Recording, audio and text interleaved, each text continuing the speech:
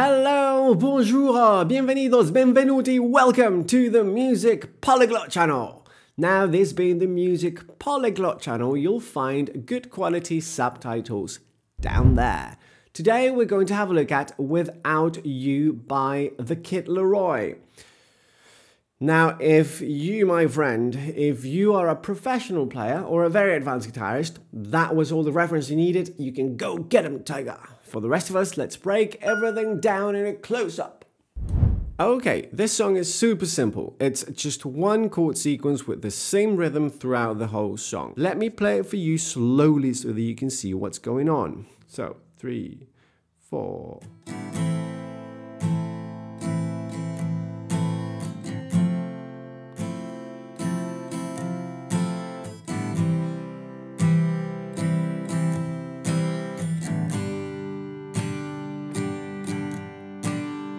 Right, so let's look at the chords first. Chord number 1, A minor. We know A minor. Just remember that you mustn't play the low E string. You don't want to play that. It's just from the A string onwards, upwards in terms of pitch. Chord number 2. Here we have options. Chord number 2 is an F major 7 chord. So here is option number 1. Right, you have index on the 2nd string 1st fret, middle finger on the 2nd fret of the G string, and then 3rd ring finger on the 3rd fret of the D string. And you only want to be playing the top 4 strings. That's F major 7. Okay, you don't want to hit the 5th or 6th. Option number 2 is keeping these two, so that way actually, so you can see index and middle right where they are, and here we're going to change a couple of things. So this 3rd finger is going to go to the A string, so just plop, and then you add the pinky right underneath. Okay, this gives you an F major 7 with a C in the bass. F major 7 over C. That's option number 2. How do they compare? Well, this is just the F major 7 straight. F major 7 over C.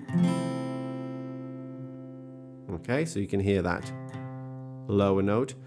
Option number 3, and this is what the guitarist actually plays on the recording, is this F major 7 over C, but with the thumb, he is playing the F bass note as well, which gives you a much bigger sound. Now, admittedly, this is a much harder shape to play. If you're not used to playing with the thumb, and this is the first time that you're going to try it, it's actually a good excuse to get into it.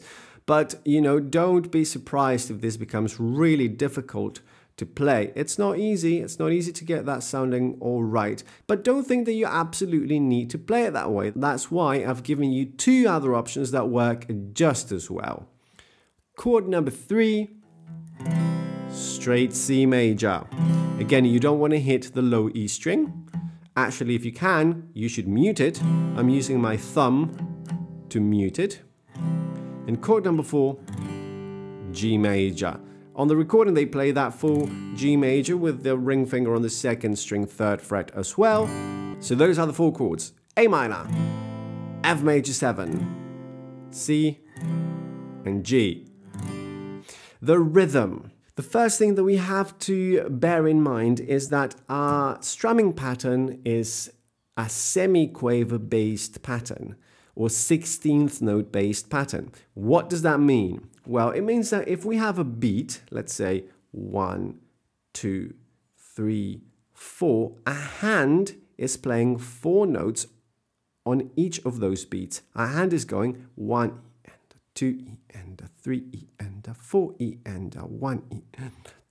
And our right hand is strumming semiquavers or 16th notes, right? 4 notes on each beat. 1 E and a 2 E and a 3 E and a 4 E and a down, up, down, up, down, up, down, up, down, up, down, up, down, up, down, up.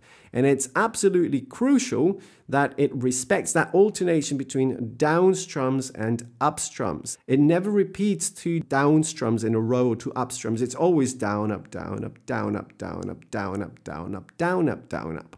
Okay, so if you're not used to this, the first thing you should try and do is get used to this strumming in semiquavers and making sure that you know where the beat is. So you can strum, say, on a muted guitar and go 1 E and a 2 E and a 3 E and a 4 E and the syllables we use, this is actually, you know, standard jargon to count semiquavers are the beat, so in this case 1, then E, second semiquaver, and third semiquaver, A, fourth semiquaver. So 1 E and a 2 E and a 3 E and a 4 E and a, without slowing down or speeding up or anything, that's just a constant engine going. So on all 4 chords, the strumming pattern is the same. So we'll break it down into the 4 beats. On beat number 1, we strum it just on the beat, so 1, and that's it.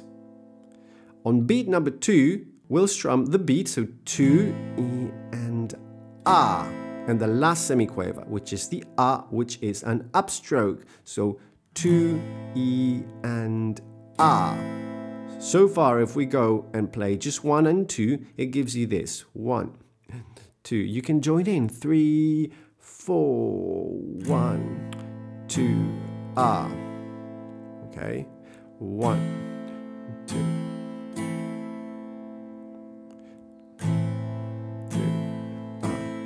All right, I'm going to add the third beat.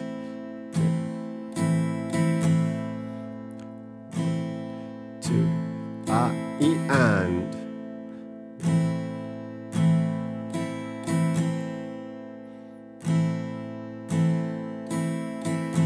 And I'm going to add the fourth beat.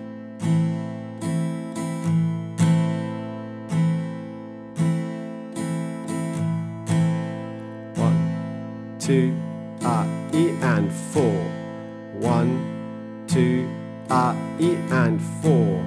Down, down, up, up, down, down. Down, down, up, down, down. And that is the pattern throughout.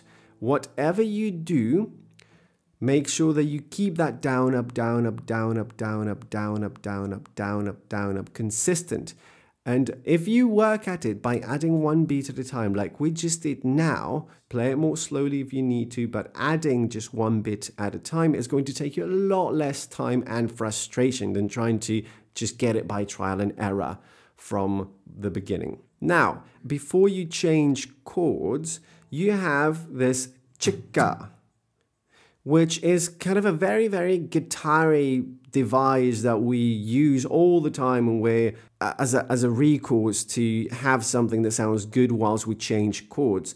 And the way this goes is 1, 2, E, and 4, Chikka. So it's just a down up at the end as you move. You don't have to stay on the previous chord whilst you play that. It's actually just meant to sound like not any specific chord or anything. As long as you get that rhythm, that's all you want. Check it out. So 3, 4.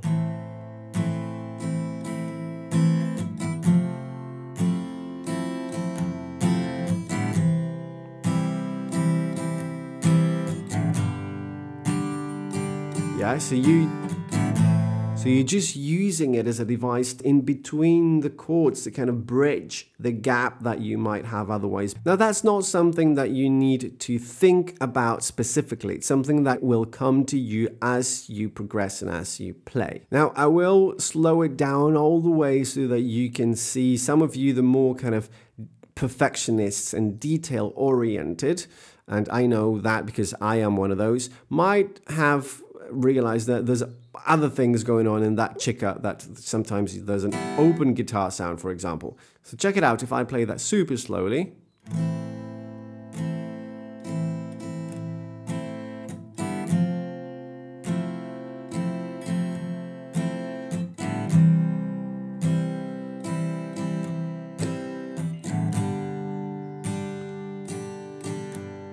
may have noticed how sometimes, especially on the Chikka, you can actually have an open guitar.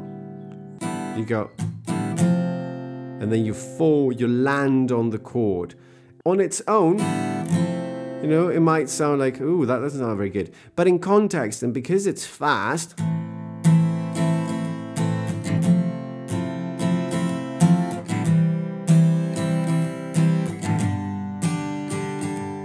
you don't actually hear the open strings. You just hear a cool Chikka as you change from one chord to the other. So that's something to think about and to add to your playing if it's not part of it already. So there we have it. I hope you enjoyed it. If you did, give the video a like and subscribe to the channel. Ring on that bell button so that YouTube notifies you when a new video comes up. If you have any questions, drop them in the comments below. I'll do my best to get to all of them as quickly as I can. If you're after tabs or sheet music, you can find all that plus a lot more on my Patreon page, on my Patreon channel. I'll leave you the link in the description below. And now if you'd like a free video call lesson on this tune, all you have to do is to contact me through my website, to which I'll leave you a link in the description below.